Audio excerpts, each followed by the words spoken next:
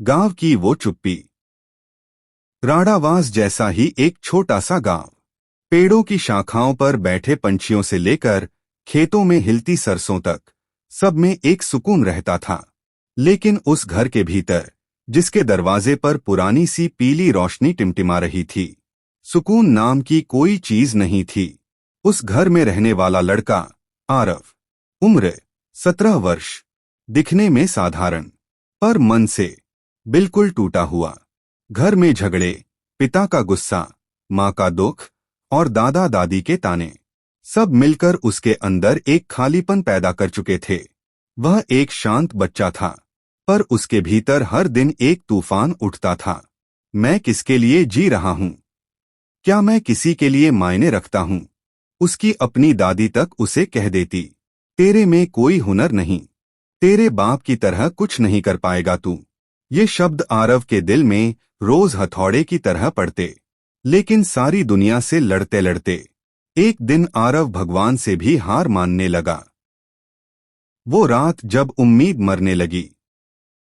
नवंबर की एक ठंडी रात थी। पूरा गांव सो चुका था। दूर कहीं खेतों में कुत्तों का भौंकना और हवा का सरसराना ही आवाजें थीं।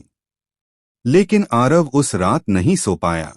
कमरे की दीवारों पर टंगी परछाइयों में उसे अपना जीवन दिखाई दे रहा था। दम घुटा हुआ, अकेला, बिना रंगों का। वो बाहर आंगन में आकर बैठ गया। उसके हाथ कांप रहे थे, आंखें नम थीं।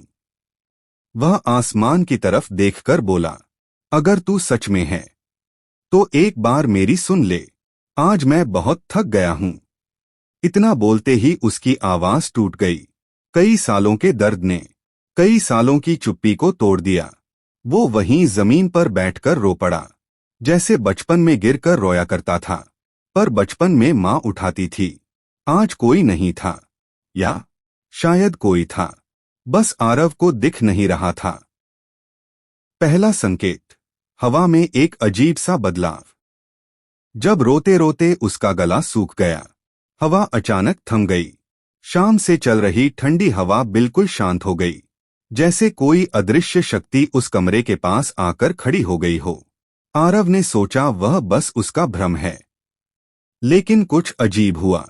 कमरे के कोने में रखी छोटी सी लकड़ी की राम प्रतिमा बिना हवा के हल्के से झूमी। उसकी आंखें फैल चुकी थीं। वह उठकर उस मूर्ति के पास गया। आंसुओं में भीगती आंखों से उसने कहा, क्या तूने मेरी बात सुनी? किसी मूर्ति का जवाब तो नहीं आना था, लेकिन उसके अंदर कुछ बदला, मानो उसके दिल से कोई बोझ उतरने लगा हो। आरव उस रात थोड़ा सा हल्का महसूस करने लगा, बिना कोई कारण जाने। दूसरी घटना, वह सपना जो सपना नहीं था। उस रात वह देर से सोया, लेकिन जैसे ही नींद आई, उसे एक गहरा, बेहद वास्तविक सपना आया। वह खुद को एक घने जंगल में खड़ा देख रहा था। सामने एक छोटा सा रास्ता था, जिस पर पीली रोशनी बिखरी थी, और उस रास्ते पर एक आकृति खड़ी थी। न कोई चेहरा दिख रहा था, न शरीर का आकार, बस एक आभा, कोई दिव्य, गर्म, सुकून देने वाला प्रकाश। और उसी प्रकाश से एक आवाज आई, डरो मत, मैं पास हूं। आरव डर गया, लेकिन उसी डर में एक अजीब सा सुकून था। उस आवाज ने फिर कहा, तुम अकेले नहीं हो, तुम्हारी हर आस सुनी गई है। आरव रो पड़ा। उसके वर्षों से भरे आंसू जैसे अपने आप बहने लगे। वह बोला, तू कौन है? आवाज ने जवाब दिया, जिसे तुमने पुकारा, वही। और तभी वो रोशनी उसके बिल्कुल पास आ गई, और आरव ने अपने दिल में एक ऐसी गर्माहट महसूस की, जो उसने जीवन में कभी नहीं की थी। उसका दर्द जैसे किसी ने अपनी हथेली पर उठा लिया हो। सपना टूटा, लेकिन एहसास नहीं। अचानक उसकी आंख खुली।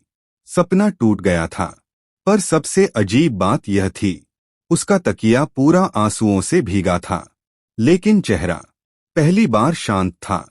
वह उठा, बाहर गया। आसमान में हल्की फजर की लालिमा उग रही थी। उसे मन में पहली बार लगा, भगवान शायद सच में मेरे पास है। यह एहसास छोटा नहीं था, यह उसके जीवन का पहला मोड़ था। लेकिन कहानी यहीं खत्म नहीं होती। अगले कुछ दिनों में उसके जीवन में ऐसी ऐसी घटनाएं हुईं जो सामान्य नहीं थीं। जो बातें उसके मन में आतीं, वही बातें अगले ही दिन उसके सामने घटीं। वह रास्तों पर ऐसे लोगों से मिला जो उसके दर्द को बिना पूछे समझ लेते। उसकी दादी, जो हमेशा ताना मारती थीं, अचानक एक दिन उसके लिए चाय लेकर आई और बोली, तू ठीक तो है ना?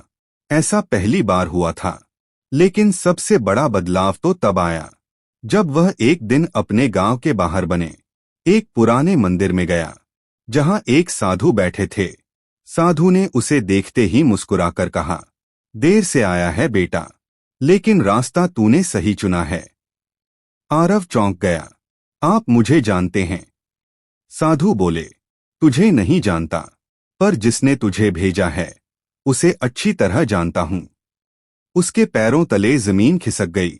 उसका दिल इतनी तेजी से धड़का जैसे कोई अंदर से कह रहा हो, यही वह जगह है, यही वह मोड़ है जहां से जीवन बदलता है और वहीं से शुरू होता है उसकी आध्यात्मिक यात्रा का असली प्रारंभ, जिसमें भगवान उसे बार बार संकेत देंगे, परीक्षाएं देंगे और अंत में उसे वह रूप दिखाएंगे जिसकी वह कल्पना भी नहीं कर सकता था।